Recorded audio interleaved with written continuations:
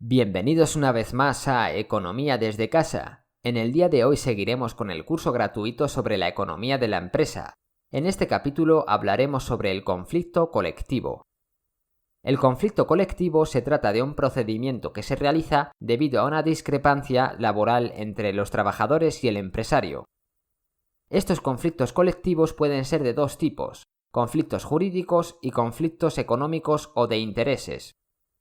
Los conflictos jurídicos se producen cuando hay una disputa entre los empleados y la empresa en la interpretación de una determinada norma.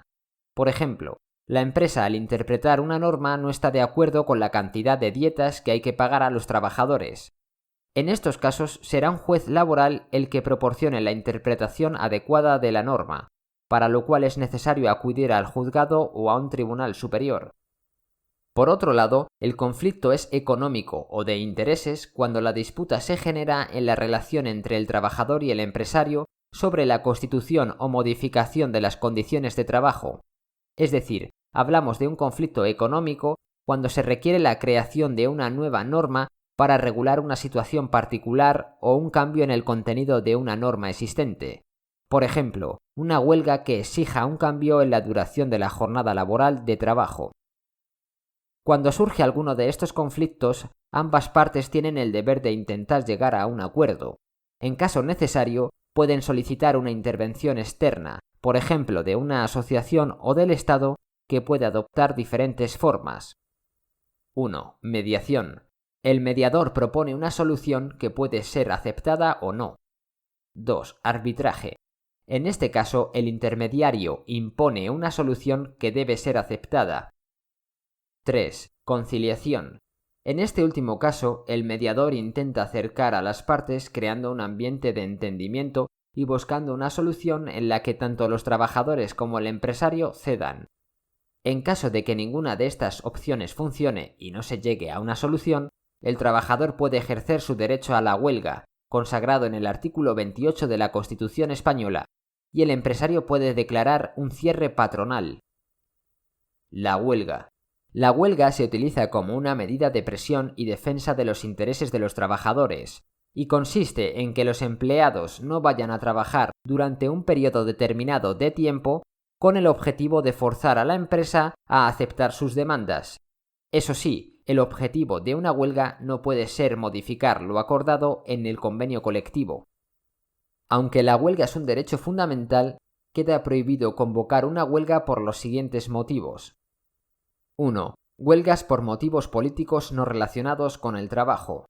Por ejemplo, durante la guerra de Irak, los sindicatos convocaron una huelga con el lema "No a la guerra y sus consecuencias económicas, laborales y sociales". Sin estas aclaraciones, la huelga habría sido ilegal. 2. Huelgas de solidaridad o apoyo que no afecten al interés profesional del huelguista. Por ejemplo, los trabajadores sanitarios que participan en una huelga para mejorar las condiciones de trabajo de los policías. 3. Las denominadas huelgas rotativas, en las que los trabajadores rotan entre sectores o departamentos para que no se pueda completar el proceso de producción. 4. Huelgas estratégicas. En estos casos, solo algunos trabajadores van a la huelga y al detener sus actividades impiden el desarrollo de las actividades de la empresa. 5. Y por último, también están prohibidas las huelgas de celo. Entre ellas, los trabajadores cumplen sus funciones con tanta precisión que colapsan la producción o la prestación del servicio. Por ejemplo, el personal de seguridad de un campo de fútbol registra de forma estricta y rigurosa a todos los aficionados que quieren entrar al campo, lo que provoca filas interminables de gente que se pierde el partido. ¿Quiénes pueden convocar una huelga? Hay tres formas posibles de convocar una huelga para que sea legal.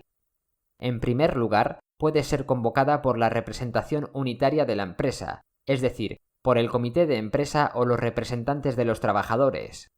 En segundo lugar, por los sindicatos implantados en ese sector de actividad. Y en tercer lugar, por los trabajadores en el caso de que así lo decidan por mayoría. Procedimientos para convocar una huelga. El aviso de la huelga debe ser comunicado con al menos 5 días de antelación a las empresas afectadas y a la autoridad laboral. Hay que tener en cuenta que en algunas comunidades autónomas existe un acuerdo entre empresarios y sindicatos para evitar las huelgas, en virtud del cual se debe intentar la mediación o el arbitraje antes de declarar una huelga.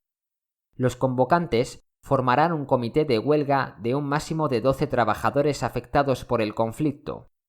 Este organismo representará a los huelguistas e intentará llegar a un acuerdo para resolver el conflicto.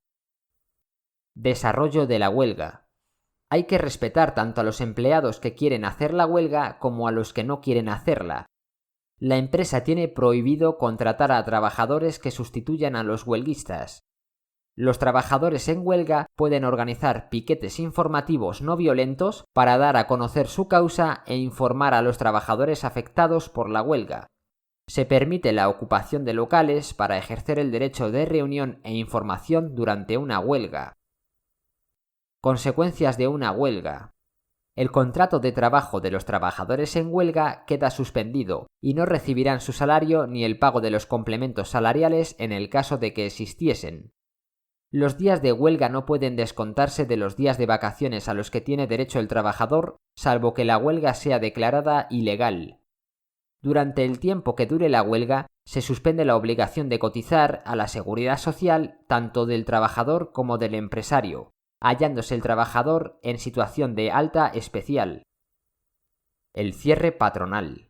Por su parte, el empresario puede adoptar el cierre patronal como medida en caso de conflicto. El cierre patronal es el cierre temporal del lugar de trabajo. Su uso conlleva como consecuencia la suspensión de los contratos de trabajo de todos los empleados, no cobrando ningún trabajador de la empresa mientras dure el cierre patronal. Eso sí, la empresa solo puede aplicar el cierre patronal si se da alguna de las siguientes circunstancias. 1. Una amenaza para las personas o los bienes en el lugar de trabajo. Por ejemplo, un piquete violento comienza a romper los cristales de los vehículos o a amenazar a los trabajadores que han decidido acudir a su puesto de trabajo. 2. Ocupación ilegal del puesto de trabajo o peligro de que se produzca. 3. Inasistencia o irregularidades que impiden el proceso normal de producción. Por ejemplo, en una empresa de 70 trabajadores no acuden a trabajar 55 por una huelga y es imposible producir en la empresa solo con los 15 trabajadores asistentes. Con todo esto nos despedimos por hoy. Si te hemos ayudado y quieres seguir aprendiendo, te dejamos 2 vídeos para que cliques en ellos basados en las recomendaciones de YouTube. Por otro lado, te agradecería que te suscribieras a nuestro canal si te ha servido de utilidad, clicando en nuestro logo en la parte izquierda del vídeo.